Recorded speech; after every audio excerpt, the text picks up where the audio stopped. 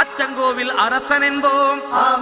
ஆரியங்காவு ஐயன் என்போம், குலத்து புலை பாலன் என்போம், எரிமேலி ஸ்ரீதர்ம சாஸ்தாவென்போம்,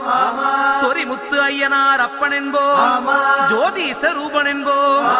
மகர்ஷி மர்தன் என்போம், மணிகண்ட சுவாமி என்போம், சுகுணவிலாசன் என்போம், சுந்தர ரூபன் என்போம், ஜாதி மத பேதமில்லா கடவுளாம், சத்திய வடிவான தெய்வமாம், ஆபத்தில் காப்பவனாம், அன்னதான பிரபுவாம், உலகத்தின் முப்பற்ற தெய்வமாம், சோதனைகள் செய்வானாம் ஆனா கைவிட மாட்டானாம். அப்படிப்பட்ட சாமி ரொம்ப சிறுசையா ஆனா சக்தி ரொம்ப